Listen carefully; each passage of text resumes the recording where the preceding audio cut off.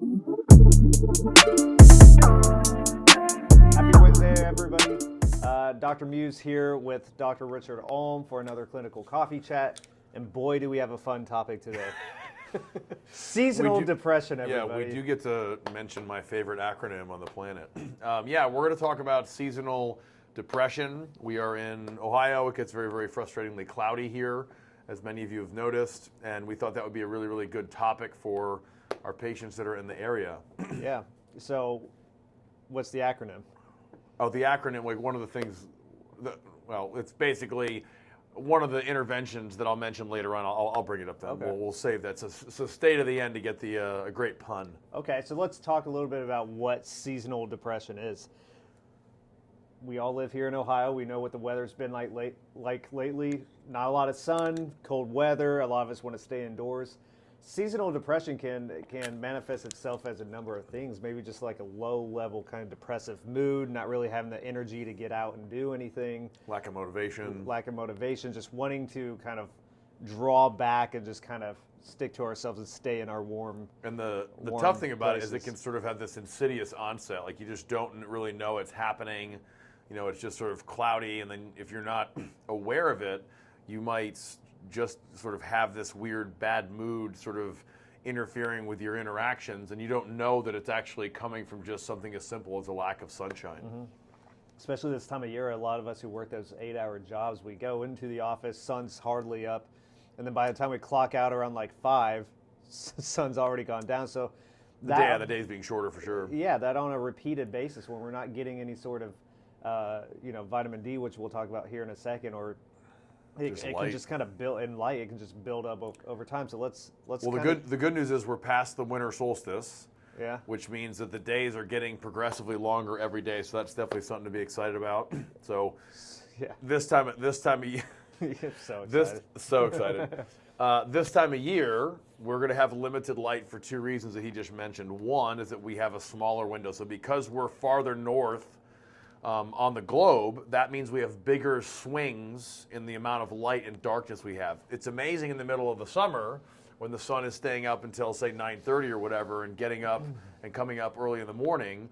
But now we're sort of paying for that now when it's coming up close to 8 o'clock, maybe a little bit before 8 now, and then setting, I don't know when it's setting at this point, but that's going to limit your window big time. Yeah. And then also, unfortunately, just in these winter months in Ohio, we tend to have a lot of sort of cloudy, this oppressive gray skies. It doesn't allow really, really powerful sun to come through. And so for those two reasons, it's pretty common to deal with it. We want to make sure that you guys not only understand sort of what it is, but then most importantly, what can we do about it? Yeah, so let's get into what we can do about it. So this month we just had the 4 Pillars of Health talk where we talked about some of these things. We're doing our movement challenge where we're trying to get in at least 15 minutes of movement daily.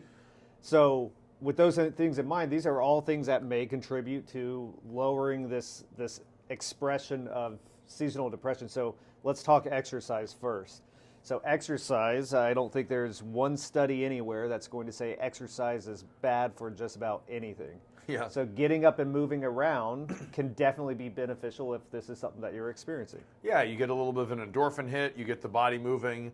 A lot of times there's just the psychological benefit of accomplishing something. If you're actually getting out and doing a workout that you're proud of, that can kind of help sort of combat it. And really it's just going to sort of take the edge off those things. So the exercise is one big one. Thank you for everyone that's sort of posting and hashtagging, CCRC movement challenge and tagging us. So that's good. That continues to go on. Yeah. Another thing that you can do, we'll get into my acronym, is you can get these seasonal affect disorder lights, which is a S.A.D light, which is amazing.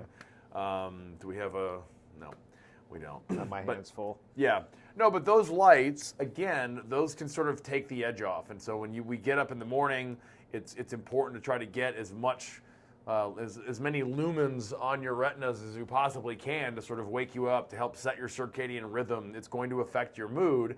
And while a superficial light isn't going to be as powerful as the sun itself, having that, in your office or in your house for your early morning hours when you're working can actually help give you just some more lumens to kind of help with your day. Yeah, and then in regards to that, in the off chance that there is some kind of sunlight outside, regardless if it's cold, that'd be a great time to get outside, get as much sunlight as possible. That can help in this battle with the seasonal depression stuff. Yeah, so if there's shadows outside, then, you know, if it just comes up recently, the sun's been coming out just for a couple hours, you know, during the day here and there, sometimes in the morning, sometimes in the evening.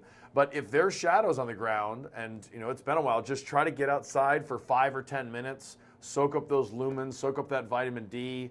And, you know, and that's probably the most powerful thing that you can do is when we do get the sun, try to get as much out of the sun as you possibly can. And then what about supplementing with vitamin D? So you can also supplement with vitamin D. So I think the FDA regulation is 2,000 international units. We'll say you could safely, you know, bump that up to 5,000 international units. I'll just say that I take more than that. Yeah. But, you know, bumping that up to 5,000 international units to really try to sort of like build up those vitamin D stores is one way to, again, take the edge off of that. Mm-hmm. Now, with any sort of depressive disorder, I'll call it, not really State. better. Meditation is a tool that we can use, which both of us have used in the past. I made a post maybe 2 days ago about using an app called Headspace. So every morning I do a guided meditation that takes maybe 10, 15 minutes tops to kind of get me in the right mindset for the day. So what do you use? Well, Or what do you do? Waking Up would be the app that I use, but I tend to do, I don't usually do guided stuff. It doesn't really matter. If you like guided stuff, do guided stuff. If you like focused meditation, where you're just sort of focusing on the breath, that's great too. If you're just sort of like letting your thoughts pass by, come and go, and that's great too. The thing that I find most powerful about meditation in treating seasonal affect disorder, or just your depressive state, is that it makes you aware of the mood or the disposition that you're bringing to your day, you're bringing to your interactions, you're bringing to, you know, the emails that you write, the text that you send, the way that you're interpreting all those things. Those are all going to be affected by your mood, and your mood can be sort of tugged and pulled in different directions by a whole bunch of things. I sort of call them just sort of stress programs that are just kind of running in the background. So you might have had, I mean, something this simple. You're driving to work and somebody cuts you off, and that like riles you up, right? And you're like, I can't believe that guy actually just sort of cut me off. So then that program, if you're not aware of it, can continue to run in the background, and it's going to actually drive your stress up just a little bit. And you are more stressed, but if you're not sort of aware, that's going to sort of take control and influence your interactions and your mood for the rest of the day without you knowing.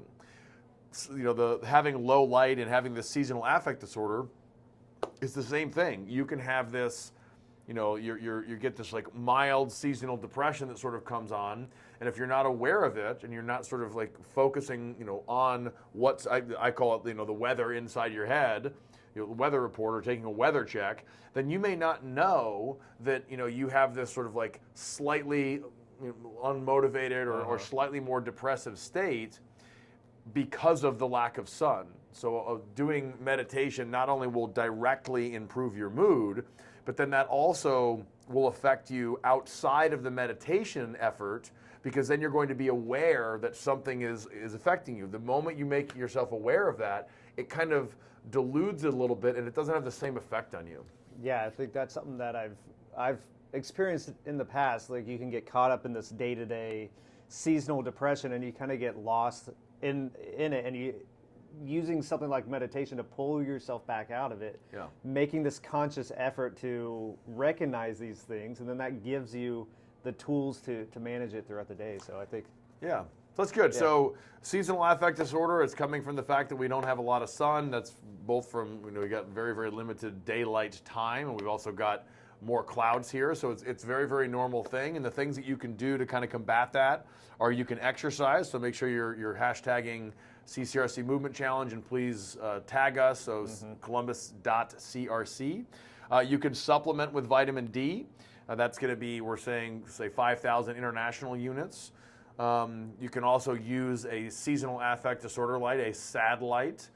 You can get out and get sun when it's out. So when the sun pops out, make sure that you get out there. And then finally, If you're up for it, you can sort of start the path of trying to learn how to meditate, and that will help your mood directly. And then it will also teach you times. It'll teach you to know when seasonal affective disorder is actually affecting your mood, so you can become aware of it, and that deludes that. So that's a lot that you guys can be implementing. Yeah, and then if none of that works, move to Florida. Just more sunlight. All right. If you guys have any questions, as always, reach out to us. We'd be more than happy to chat about these topics. If not, we hope you guys have a good Wednesday, and we'll see you guys next week.